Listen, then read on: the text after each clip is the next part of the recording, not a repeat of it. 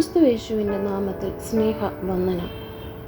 ഈ നോമ്പിൻ്റെ നാളുകളിൽ ക്രിസ്തുവിൻ്റെ പീഡാനുഭവം, മരണം, പുനരുദ്ധാനം എന്നിവയിലൂടെ അവനോടൊപ്പം അടുത്ത് സഞ്ചരിക്കുവാൻ ക്രിസ്തു നമ്മെ ക്ഷണിക്കുന്നു. നമ്മുടെ ചിന്തയ്ക്കായി തിരഞ്ഞെടുത്തിട്ടുള്ള വേദഭാഗം മാത്യു ചാപ്റ്റർ 16 വേഴ്സസ് 21-23. മത്തായിയുടെ സുവിശേഷം 16 അധ്യായം 21 മുതൽ 23 വരെയുള്ള വാക്യങ്ങളാണ്. യേശു തൻ്റെ ശിഷ്യന്മാരോട് തനിക്ക് നേരിടുവാനുള്ള കഷ്ടതയെക്കുറിച്ച് പഠിപ്പിക്കുന്ന നിർണായക നിമിഷമാണ് നമ്മളിവിടെ കാണുന്നത്. ഈ വേദഭാഗം യേശുവിൻ്റെ ദൗത്യത്തിൻ്റെ വെളിപ്പെടുത്തൽ മാത്രമല്ല, ബുദ്ധിമുട്ടുകൾക്കിടയിലും അവനെ അനുഗമിപ്പാനുള്ള ശക്തമായ ആഹ്വാനവുമാണ്. വത്തിക്കാനിലെ സെയിൻറ്റ് പീറ്റേഴ്സ് ബസിലിക്കയിൽ കാണപ്പെടുന്ന 2 ലിഖിതങ്ങൾ, 2 കോൺട്രാസ്റ്റിംഗ് ഇൻസ്ക്രിപ്ഷൻസ്, പത്രോസിൻ്റെ പരാജയത്തെയും ക്രിസ്തു അവനെ തൻ്റെ ദൗത്യത്തിലേക്ക് മടക്കി കൊണ്ടുവരുന്നതിൻ്റെയും ഉത്തമ ഉദാഹരണങ്ങളാണ്. ആ എഴുത്തുകൾ ഇപ്രകാരമാണ്: തു എസ് പെട്രോസ്, നീ പത്രോസാണ്. തു എസ് സൈറ്റാന, നീ സാത്താനാണ്.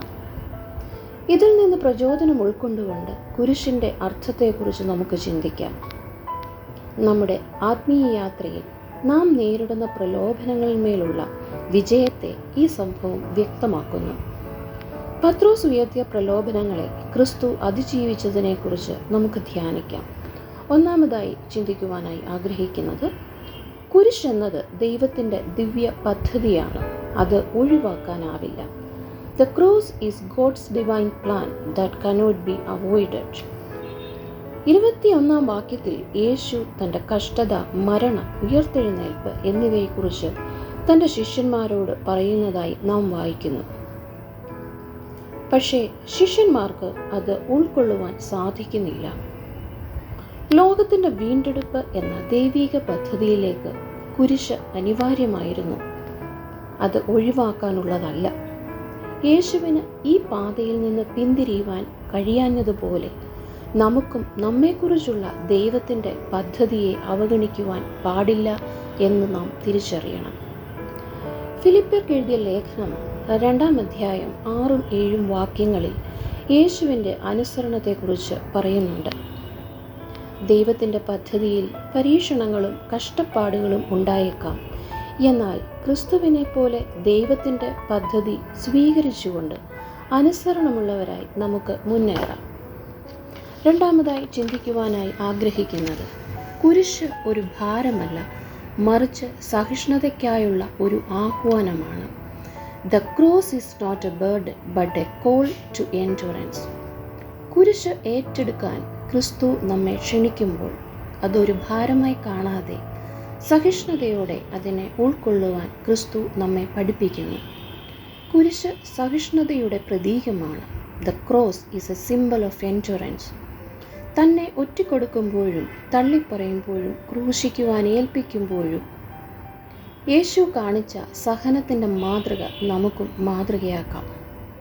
കുരിശിനെ ഒഴിഞ്ഞു മാറാനുള്ള വഴി പത്രോസ് നിർദ്ദേശിക്കുമ്പോൾ സഹിഷ്ണുതയോടെ അത് ഏറ്റെടുക്കുന്ന പാഠമാണ് ക്രിസ്തു നമ്മെ പഠിപ്പിക്കുന്നത്. മൂന്നാമതായി ചിന്തിക്കുവാൻ ആഗ്രഹിക്കുന്നത്, ദൈവഹിതത്തോടുള്ള നമ്മുടെ അനുസരണമാണ് കുരിശ്. The cross is our obedience to God's will. കുരിശ് എന്നത് അനുസരണത്തെ സൂചിപ്പിക്കുന്നു. എന്നാൽ ദൈവഹിതത്തോട് അനുസരണക്കേട് കാണിക്കുവാൻ പത്രോസ് യേശുവിനെ നിർബന്ധിക്കുന്നുണ്ട്. പക്ഷേ യേശു ദൈവഹിതത്തെ പൂർണ്ണമായി അനുസരിക്കുന്നതായി നമുക്ക് മനസ്സിലാക്കുവാൻ സാധിക്കും. ഈ അനുസരണ ഭാവമാണ് ക്രിസ്തു ഇവിടെ വെളിപ്പെടുത്തിയിരിക്കുന്നത്.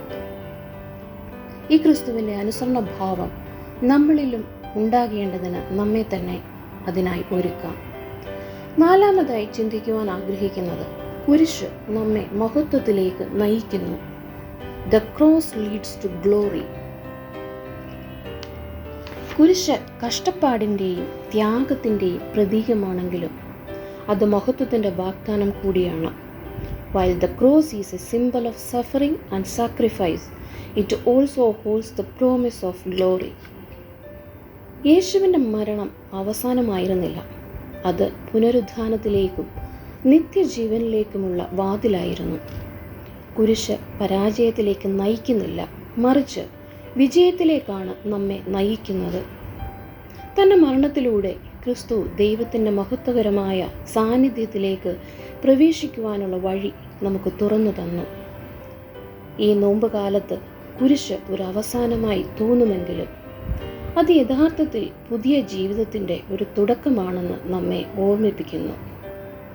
കുരിശ് നമ്മൾ സ്വയം ഏറ്റെടുക്കുമ്പോൾ അത് ക്രിസ്തുവിൻ്റെ പുനരുത്ഥാനത്തിൻ്റെ മഹത്വത്തിൽ പങ്കുചേരാനുള്ള മാർഗമാണെന്ന് നാം ഓർക്കുക.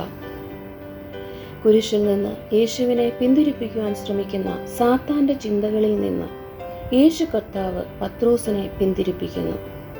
ഈ നോമ്പ് കാലങ്ങളിൽ നമുക്ക് വേണ്ടത് സാത്താന്യ ചിന്തകളിൽ നിന്നുള്ള വിടുതലാണ് എന്ന് യേശു നമ്മെ ഓർമ്മിപ്പിക്കുന്നു.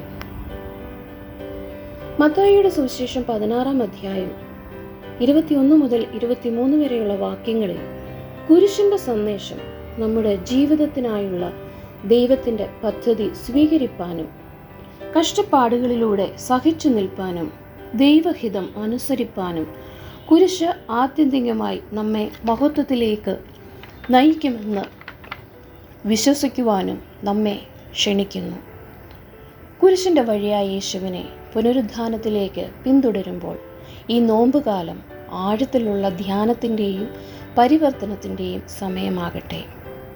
സ്വർഗീയ പിതാവേ, ഞങ്ങൾ നിന്റെ സന്നിധിയിൽ വിശ്വസ്തരായിരിക്കാനും ദൈവഹിതം അനുസരിച്ച് നടപ്പാനും കുരിശിലൂടെ ദൈവമഹത്വത്തിൻ്റെ പൂർണ്ണതയെ ഉൾക്കൊള്ളുവാനും ഞങ്ങളുടെ വിശ്വാസത്തിൽ ഉറച്ചു നിൽക്കുവാനും നാം ഓരോരുത്തരും അവനായി വിളിക്കപ്പെട്ടവരെന്ന് മനസ്സിലാക്കി ജീവിപ്പാനും ഞങ്ങളെ സഹായിക്കണമേ.